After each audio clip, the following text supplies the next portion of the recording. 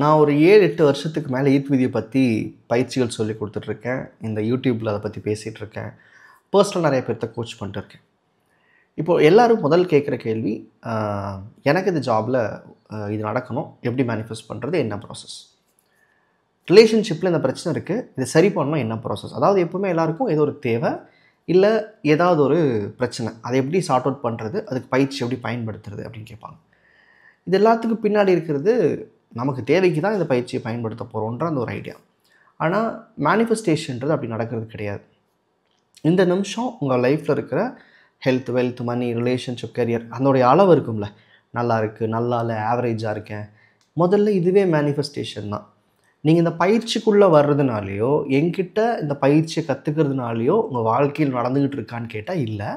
இயற்கையாகவே நம்ம வாழ்க்கையில் நடக்கிற எல்லாமே மேனிஃபெஸ்டேஷனுடைய ஒரு பகுதி. எப்படி புரிஞ்சுக்கலான்னா, நம்ம தினசரி எதை பார்க்குறோம், எதை கேட்குறோம், எதை படிக்கிறோம், எதை பேசுகிறோம், எதை உள்ள எண்ணமாக உருவாக்குறோம், இது எல்லாமே மேனிஃபெஸ்டேஷனுக்கு உண்டான டேட்டா. அதாவது நம்ம சிந்தனைக்குள்ளே இல்லாதது நம்ம வாழ்க்கையில் நடக்காதுன்னு சொல்கிறோம்ல. ஸோ மேனிஃபெஸ்டேஷன் நீங்கள் ஈர்ப்பு விதி பயிற்சி ஃபாலோ பண்ணுறதுனாலையோ, இல்லை ஒரு ஸ்பெசிஃபிக் ஹீலிங் ப்ராக்டிஸ் ஃபாலோ பண்ணுறதுனாலையோ, இல்லை நீங்கள் கடவுளை கும்பிட்றதுனாலையோ மேனிஃபெஸ்டேஷன் நடக்கிறது இல்லை. மேனிஃபெஸ்டேஷன்றது ஒரு நிலையான, நிரந்தரமான ஒரு ப்ராசஸ், ஒரு நிகழ்வுன்னு வச்சுக்கோங்களேன். உங்களுக்கு அறிவு தெரிஞ்சதுலேருந்து உங்கள் சிந்தனைப்படி தான் உங்கள் வாழ்க்கை நடக்குது. அப்போது நம்ம சிந்தனைக்குள்ளே இல்லாத ஒன்றை நம்மளால் பார்த்தா புரிஞ்சிக்க முடியாது, நம்ம அதை கேட்டால் புரிஞ்சிக்க முடியாது. அப்போ நமக்கு நடக்கிறது, நம்ம இன்றைக்கி ஒரு கெட்டதை பார்க்குறோம், இல்லை நமக்கு ஒரு நல்லது நடக்குது, இது எல்லாமே நமக்குள்ளே அனுப்புகிற அந்த 5 சென்சஸ்க்குள்ளே அனுப்புகிற டேட்டா தான் வாழ்க்கையில் ஒரு நிகழ்வாக, அதாவது ரியாலிட்டியில் நம்ம பார்க்குறோம். ஸோ இதுக்கு பேர் தான் மேனிஃபெஸ்டேஷன் ப்ராசஸ். அப்போது ஈர்ப்பு விதிக்கு பங்கே இல்லை அப்படின்னா நம்ம எதுக்கு இந்த பயிற்சியெல்லாம் பண்ணோம், அதை பற்றி நான் கடைசியில் வீடியோவோட முடிவில் சொல்கிறேன். இப்போ மேனிஃபெஸ்டேஷன் நிலையானதுன்னு சொல்லிட்டா உடனே எல்லாருக்கும் வர ஒரு கேள்வி என்னவாக இருக்கும்னா, நான் எப்படி எனக்கு கெட்டது நடக்கும்னு நினைப்பேன், எனக்கு ஒரு தப்பான விஷயம் நடக்குது, இல்லை ஹெல்த் இஷ்யூ வருது, இல்லை எனக்கு ஒரு வேலை போகுது, அதை எப்படி நான் நினைப்பேன் அப்படின்னு கேட்பாங்க. உண்மையிலேயே நம்ம கான்ஷியஸ்னால் நமக்குள்ளே இல்லாத ஒரு உண்மையை வெளியே காமிக்க முடியாது, நமக்குள்ளே இல்லாத ஒரு அறிவை நமக்கு புரிய வைக்க முடியாது ரியாலிட்டியில். அப்போது இங்கே நீங்கள் ஒரு வேலை பற்றின விஷயத்தை மோசமாக பேசுகிறது, அன்கிரேட்ஃபுல்லாக இருக்கிறது, ஒரு வேலை மேலே தவறான விஷயங்களை, தவறான கருத்துக்களை உள்ளே வச்சுக்கிறது, இல்லை பயத்தை உள்ளே இன்வைட் பண்ணுறது, வெறுப்பை உள்ளே உருவாக்குறது. இப்போது இன்றைக்கி உங்கள் வாழ்க்கையில் நான் அதை இழந்துட்டேன், ஒரு விஷயம் என்கிட்ட இல்லாமல் போயிடுச்சு, இல்லை அது மேலே எனக்கு நிறைய பிரச்சனைகள் இருக்குது அப்படின்னா உங்கள் உணர்வுகள் அந்த சந்தோஷம், நெகிழ்ச்சின்ற அந்த உணர்வுலேருந்து பிரிஞ்சு அதுக்கு ஆப்போசிட்டாக இருக்கிற எல்லாத்தையும் அந்த தேவை மேலே வச்சுருப்பீங்க. அது வேலையாக இருக்கலாம், உறவாக இருக்கலாம். ஸோ எப்போது உங்களுக்குள்ள அந்த அன்கிரேட்ஃபுல்னஸ் வருதோ, அதாவது நன்றியின்மை அப்படின்றது உருவாகுதோ, அந்த பொருள், அந்த மனுஷன், அந்த சூழ்நிலை உங்களுக்கு பிரச்சனையாக மாறுது. ஸோ மேனிஃபெஸ்டேஷனில் இது பிளெயினாக பேஸ் லெவலில் புரிஞ்சுக்கணும். இதுதான். அப்போ எனக்கு ஒரு பிரச்சனை நடக்குது, நான் ஒரு கஷ்டத்தை அனுபவிக்கிறேன் அப்படின்னா முதல்ல இது என் சிந்தனைக்குள்ளே உருவாகி தான் ரியாலிட்டியில் வருது. ஸோ மேனிஃபெஸ்டேஷன் நான் முதலே சொன்ன மாதிரி கண்டினியூஸ் ப்ராசஸ். திடீர்னு எனக்கு நடந்துருச்சு, எனக்கு இப்படியோ ஆயிடுச்சு கிடையாது. நீங்கள் இன்றைக்கி உங்கள் வாழ்க்கையில் என்ன அனுபவிச்சுட்ருக்கீங்களோ இதுக்கான விதையை நீங்கள் 3 அல்லது 4 மாதத்துக்கு முன்னாடியே போட்டிருப்பீங்க. ஒரு சில விஷயங்கள் குயிக்காக நடக்கும், அது லைஃப்பெல்லாம் பெருசு இம்பேக்ட் பண்ணாது. போன வாரம் நினச்சி இந்த வாரம் நடந்துருச்சுன்னு சொல்லுவோம், சில பேர் காலையில் நினச்சது நைட் நடந்துருச்சுன்னு சொல்லுவோம். அதெல்லாம் ஹை இம்பேக்டிங் ப்ராசஸாக இருக்காது, சின்ன சின்ன விஷயங்களாக இருக்கும். ஆனால் கடைசி 3 அல்லது 6 மாதங்களுக்குள்ளே எந்த விஷயத்தின் மேலே அதிக உணர்வை நீங்கள் கொட்டுறீங்களோ அது இன்றைக்கி உங்கள் வாழ்க்கையில் விளைவாக நிற்கும். இன்றைக்கி ஒரு வேலையில் பிரச்சனையா, அதுதான் காரணம். இன்றைக்கி ரிலேஷன்ஷிப்பில் ப்ராப்ளம் இருக்கா, அதே தான் காரணம். பணம் பற்றாக்குறை இருக்கா, அதே தான் காரணம். அப்போ இன்றைக்கி என்ன அனுபவிக்கிறீங்களோ இது உங்கள் சிந்தனையில் 3 அல்லது 4 மாதத்துக்கு முன்னாடியே உருவாக்கப்பட்டது. ஸோ மேனிஃபெஸ்டேஷன்றது நம்ம பயிற்சி பண்ணி உருவாக்குறது, கெட்டது நடந்துச்சுன்னா அது தானாக வந்துருச்சு அப்படிலாம் கிடையாது.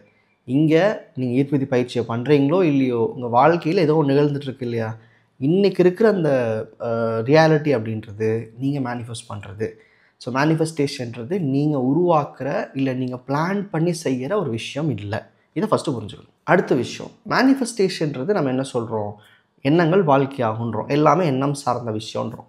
அப்போது நான் இன்றைக்கி ரொம்ப நெகட்டிவாக இருக்கேன், நான் பாசிட்டிவாக மாற்றிட்டேன்னா எல்லாம் மாறிடும். இல்லை நான் இதை சேஞ்ச் பண்ண போகிறேன், இந்த ரொட்டீன் இப்படி மாற்றி பண்ணிட்டா மாறிடும். உண்மை சொல்லப்போனால் உங்களால் உங்கள் மனசை கண்ட்ரோல் பண்ணுறதுன்றது வாய்ப்பு கிடையாது. நம்ம சிந்தனையை கண்ட்ரோல் பண்ணுறதுக்கான வாய்ப்புகள் சுத்தமாக கிடையாது. உடனே உங்கள் மனசுக்குள்ளே நிறையா ப்ராசஸ் நீங்கள் கற்றுக்கிட்ட பாஸ்ட் வீடியோஸில் ஞாபகத்துக்கு வரும். பட் கொஞ்சம் வெயிட் பண்ண சொல்கிறத புரிஞ்சுக்க ட்ரை பண்ணுங்கள். உங்கள் சிந்தனையை கண்ட்ரோல் பண்ண முடியாது. விச் மீன்ஸ் இப்போது நீங்கள் ஒரு கண்ணை மூடிக்கிட்டு உங்களுக்குள்ள பச்சை கலரில் எந்த பொருளையும் சிந்திக்காதீங்கன்னு இன்ஸ்ட்ரக்ட் பண்ணிங்கன்னா மோஸ்ட் ப்ராப்ளி அந்த கலர் சார்ந்த சிந்தனை தான் வரும். அப்போது நம்ம கான்ஷியஸ்க்கு ஒன்று காமிச்சிட்டே அது இல்லைன்னு நம்ம நிரூபிக்க முடியாது. இங்கே இந்த ஈர்ப்பு விதி பயிற்சிகளாக இருக்கட்டும், இல்லை எனி ஸ்பிரிச்சுவல் ப்ராக்டிசஸ் நீங்கள் ஃபாலோ பண்ணுறதா இருக்கட்டும், உங்களுடைய சிந்தனை எதில் அதிகம் போது மேனிஃபெஸ்ட் ஆகும்னு சொல்கிறோமா, அப்போ நமக்கு தப்பான நிகழ்வுகள் நடக்குது அப்படின்னா நம்ம தப்பான விஷயங்களை உள்ள சிந்தனையாக உருவாக்கிட்டே இருக்கோம்னு அர்த்தம். அப்போ அந்த இடத்துல அவங்க கான்ஷியஸை கண்ட்ரோல் பண்ணுறதுக்கான ஆப்ஷன் உங்கள்கிட்ட கிடையாது. உங்களால் உங்கள் தேவைகளை நோக்கியோ இல்லை நீங்கள் வேண்டாத திசையிலிருந்தோ உங்கள் சிந்தனையை டிஸ்ட்ராக்ட் தான் பண்ண முடியும். அதாவது கைட் தான் பண்ண முடியும். இங்கே மேனிஃபெஸ்டேஷன் அப்படின்னா என் சிந்தனையை கண்ட்ரோல் பண்ணுறது, நான் என்ன கண்ட்ரோல் பண்ணிக்கிறது, இல்லை நான் வந்து ஒரு விஷயத்தை நான் ஃபோர்ஸ் பண்ணி நான் அப்படிலாம் பண்ண முடியாது. மேனிஃபெஸ்டேஷன்றது ஒரு கைண்ட் ஆஃப் கைடன்ஸ். இப்போ கான்ஷியஸ் இன்றைக்கி ஒரு விஷயத்தை பார்க்குது, அதன் மூலமாக தப்பான விளைவுகள் நம்ம வாழ்க்கையில் ஏற்படுது. ஆனால் எனக்கு இது வேண்டாம், வேறு ரிசல்ட் வேணும் அப்படிங்கிறப்போ என் சிந்தனையை, என்னுடைய உணர்வுகளை எனக்கு என்ன தேவையோ அதுக்கு தகுந்த மாதிரி வழி நடத்துறது. ஸோ நீங்கள் ஈர்ப்பு விதி பயிற்சி செஞ்சாலும் சரி, வேறு ஏதாவது ஹீலிங் ப்ராக்டிஸ் பண்ணாலும் சரி, மேனிஃபெஸ்டேஷன் நீங்கள் எப்படி புரிஞ்சுக்கணுன்னா, இது கண்ட்ரோலிங் ப்ராசஸ் கிடையாது. இது ஒரு கைடன்ஸ் சிஸ்டம். இப்போ கான்ஷியஸை கண்ட்ரோல் பண்ண முடியாது. அது ஏதோ ஒன்று பார்த்துட்டே இருக்கும், ஏதோ ஒன்று பேசிகிட்டே இருக்கும், ஏதோ ஒன்று கேட்டுக்கிட்டே இருக்கும். அப்போது நம்மளுடைய சென்சஸ் வந்து தொடர்ந்து ஏதோ ஒன்று கன்சியூம் பண்ணிட்டே இருக்குது அப்படின்னா என்ன உள்ளே அனுப்புகிறோன்றத நம்ம டைவர்ட் பண்ணுறோம், கைட் பண்ணுறோம், எது உள்ளே போனால் சரியாக இருக்கும்னு சொல்லி கொடுக்குறோம். அதுதான் நீங்கள் ஃபாலோ பண்ணுற எந்த ஒரு பயிற்சியாக இருந்தாலும் செய்யும். ஸோ நம்ம ஃபஸ்ட்டு சொன்னது மேனிஃபெஸ்டேஷன் அப்படின்றது ஒரு கண்டினியூஸ் ப்ராசஸ். ரெண்டாவது சொன்னது உங்கள் கான்ஷியஸை கண்ட்ரோல் பண்ணி உங்களால் மேனிஃபெஸ்ட் பண்ண முடியாது. நீங்கள் பண்ணுற எந்த ஒரு பயிற்சியும் நம்மளுடைய மேனிஃபெஸ்டேஷனை கைட் தான் பண்ணும். இப்போது இந்த ஈர்ப்பு விதி பயிற்சிகளுக்கு வரும். என் மேனிஃபெஸ்டேஷன் எப்போவுமே நடந்துட்டு தான் இருக்குது அப்படின்னா இந்த பயிற்சியால் எனக்கு என்ன பயன்? இப்போது ஈர்ப்பு விதிக்கும் இப்போ நான் பேசிகிட்டு இருக்கிற கான்செப்ட்க்கும் எங்கே கனெக்ட் ஆகுது? எல்லாமே தானாக நடக்குது அப்படிங்கிறப்போ நான் எப்படி இதை வந்து ஈர்ப்பு விதி வச்சு மட்டும் மாற்ற முடியும்? பின்னாடி இருக்கிற சின்ன ஒரு பேசிக் சயின்டிஃபிக்கான ஒரு விஷயத்தை நான் சொல்கிறேன். இங்கே ஈர்ப்பு விதி பயிற்சியை நீங்கள் ஒரு செயில் போட்டாக நினச்சிக்கோங்க. செயில் போட்னா தமிழில் வந்து பாய்மர படகுன்னு சொல்லுவோம். படகுல நிறையா பாயை கட்டி காற்றுடைய ஆற்றலை பயன்படுத்தி அந்த போட்டை கரெக்டாக ஆர்கனைஸ் பண்ணோன்னா நம்ம நினச்ச இடத்துக்கு போகலான்றது தான் செயில் போட், பாய்மர படகுன்னு சொல்கிறோம். இப்போ இந்த ஈர்ப்பு விதி பயிற்சி இருக்கு இல்லையா, இது என்ன பண்ணுன்னா இப்போ உங்களுக்குள்ள வேலையை பற்றின ஒரு சிந்தனை இருக்குது. அது நல்லா இல்லாத போது, நன்றி உணர்வு கம்மியாக இருக்கும்போது தப்பான விளைவுகளை வேலையில் ஏற்படுத்துது. அதே மாதிரி உறவுகள் நோக்கின அந்த பர்செப்ஷன், அந்த கண்ணோட்டம் அது தப்பாக இருக்கும்போது தப்பான விளைவுகள் ஏற்படுது. இந்த பயிற்சிகள் என்ன பண்ணணும், ஈர்ப்பு விதி பயிற்சி என்ன பண்ணணும்னா, நீங்கள் என்ன மாதிரியான உணர்வுகளை உள்ளே வச்சுருக்கீங்க, ஒரு உறவின் மேலேயோ இல்லை வேலை மேலேயோ என்ன விதமான கருத்தை உள்ளே வச்சுருக்கீங்க, அந்த கருத்துக்கு உண்டான அந்த டிஸ்ட்ராக்ஷனை முதல்ல பேசணும்ல, நம்மளுடைய சிந்தனையை வழிநடத்த முடியும், கண்ட்ரோல் பண்ண முடியாது. அப்போது நமக்கு என்ன தேவை, அதாவது இலக்குன்னு ஒன்று இருக்கும்ல, எனக்கு இந்த ரிலேஷன்ஷிப் சூப்பராக இருக்கணும், இப்படி ஒரு வேலை எனக்கு இருக்கணும், இல்லை இதை நோக்கி என் வாழ்க்கை நகரணுன்ற அந்த இலக்கு இருக்கும்ல, அந்த இலக்குக்கு தகுந்த மாதிரி உங்களுடைய இப்போ இருக்கிற பார்வையில் என்ன பிரச்சனை இருக்குதுன்னு புரிஞ்சுக்கிட்டு அந்த ரெண்டுக்கும் சிங்க், அதாவது ஒரு நிலையான ஒரு சிந்தனையை உருவாக்கி உங்களை கரெக்டாக டைரக்ட் பண்ணுறதுக்கு மட்டும்தான் இந்த ப்ராசஸ் யூஸ் பண்ணுறோம். ஸோ இப்போது ஈர்ப்பு விதி பயிற்சியோட வேலை என்னென்னா, நீங்கள் போக நினைக்கிற இடத்துக்கு உங்களை இப்போ இருக்கிற சிந்தனையை வச்சுக்கிட்டு எப்படி உங்களை வழி நடத்தினா, கைட் பண்ணால் அந்த இடத்துக்கு போய் சேர முடியுமோ அதுக்கான பயிற்சிகளை உள்ளே புகுத்துறோம். இப்போ இந்த பாய்மர படகு சொன்னோம்ல, இதை வந்து நம்ம ஒரு என்ஜின் போட் மாதிரி சும்மா ஆன் பண்ணிட்டு போகிற நினைக்கிற டைரெக்ஷனெல்லாம் அனுப்ப முடியாது. காற்று எப்படி வேணால் அடிக்கும் கடலில்.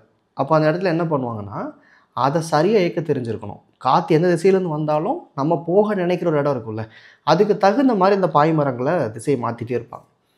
ஸோ ஈர்ப்பு விதி பயிற்சியும் அப்படி தான். இது உங்கள் வாழ்க்கையை உருவாக்கிடுச்சு அப்படின்னு சொல்ல முடியாது.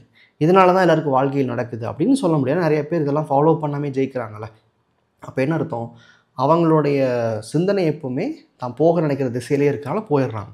நம்ம எல்லாருக்கும் அப்படி இல்லை. நமக்கு நிறைய டிஸ்ட்ராக்ஷன்ஸ் இருக்குது, மீடியா இருக்குது, பீப்புள் இருக்குது, நமக்கு வந்து நிறைய விஷயம் ஆல்ரெடி உள்ளே போட்டோம். அப்போது இந்த ஈர்ப்பு விதி பயிற்சின்றது ஒரு கைண்ட் ஆஃப் செயில் போட், பாய்மர படகு தான். உங்களுடைய சிந்தனை இன்றைக்கி இருக்கிற அந்த பிரச்சனையை புரிஞ்சுக்கிட்டு நீங்கள் போக நினைக்கிற இடத்துக்கு தகுந்த மாதிரி உங்களுடைய சிந்தனையை டைரக்ட் பண்ணி அந்த திசையை நோக்கி உங்களை போக வைக்கிறதுக்கு உண்டான ஒரு பயிற்சி தான் இது எல்லாமே.